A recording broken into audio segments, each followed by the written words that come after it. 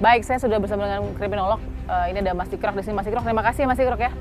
Kita harus dengar bagaimana analisa dari kriminolog. Kenapa? Karena kasus ini tuh sudah menjadi perhatian publik. Perhatian publik artinya ini terjadinya di Kabupaten Serang, di desa yang tidak terlalu besar ya, Gegeneng, desa Sukadalam, mohon maaf, di kampung Gegeneng ini. Dan sudah jadi perhatian media nasional juga. Nah, saksi kunci satunya adalah yang selamat, korban yang selamat, yaitu ibunda ya Siti, namanya Siti. Nah, oke, kalau profiling sedikit karena gini, ini kan sadis dan terencana ya, terlihat dengan pakai pelaku pakai topeng, harta benda tidak ada yang hilang. Artinya profilingnya seperti apa sih? Ya berarti murni ini tujuannya memang membunuh ya. Artinya tujuan dari kejahatan itu memang bukan untuk mengambil properti, dan itu memang jadi khas dari kejahatan pembunuhan. Biasanya itu ketika diolah TKP, biasanya kalau kasus-kasus seperti itu tidak akan ditemukan adanya barang yang hilang dan seterusnya, kecuali hanya hilangnya nyawa korban. Jadi memang itu sudah menjadi ciri khasnya begitu. Oke. Dalam kriminologi, Mas Tikrok, ada tidak formula yang bisa digunakan secara sederhana untuk kemudian melihat sebuah motif dulu? Motif itu kalau dalam kasus seperti ini diperlihatkan oleh dispute ya. Jadi adanya dispute atau perselisihan dalam interaksi. Misalnya yang paling eksplisit adalah adanya ekspresi ketidaksukaan misalnya. Atau ekspresi bahwa dia dendam dengan orang itu misalnya. Dan itu biasanya diperlihatkan oleh instrumen-instrumen tertentu yang memungkinkan kita menemukan rekamnya. Atau juga ditemukan dari pengakuan orang-orang tertentu yang mungkin mengetahui masalah yang bisa jadi terjadi antara korban atau dengan siapapun yang pada akhirnya menjadi pelaku. Kita bicara soal saksi kunci, karena memang saksi di luar lingkaran atau ring satu kasus ini pun belum bisa banyak membantu.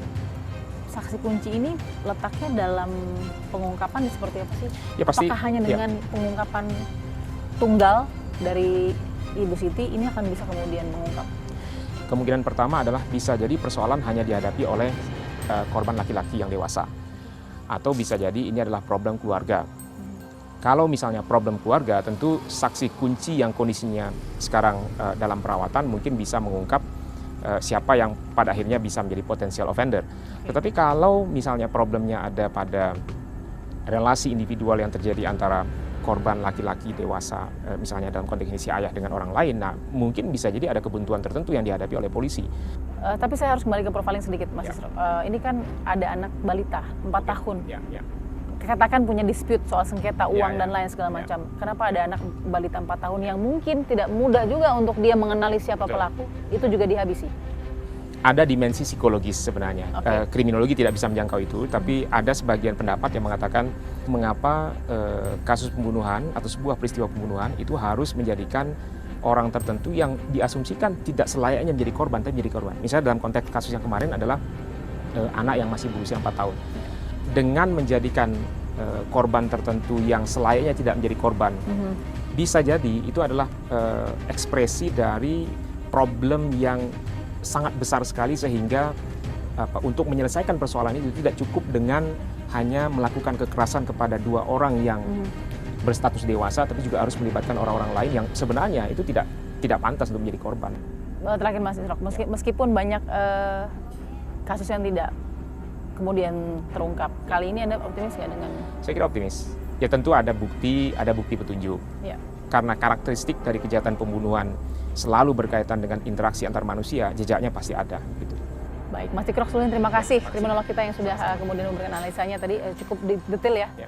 Mungkin akan lebih baik lagi kalau olah TKP juga sudah menemukan, tapi ini memang sudah olah TKP kedua, belum terbuka juga. Kita berharap polisi itu bisa mengungkapnya. Mudah-mudahan. Terima kasih Mas Tikrok. Sama-sama. Kita akan temukan fakta berikutnya.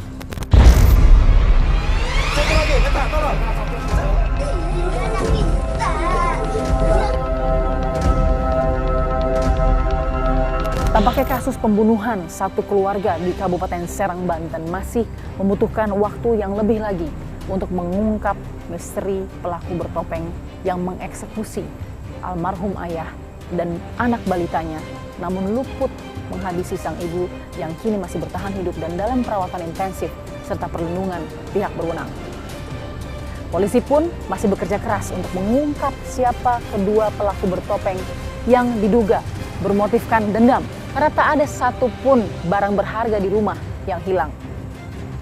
Tim Fakta melakukan penelusuran dan menemukan bahwa kerabat dan juga tetangga tidak mencium adanya masalah pada keluarga ini.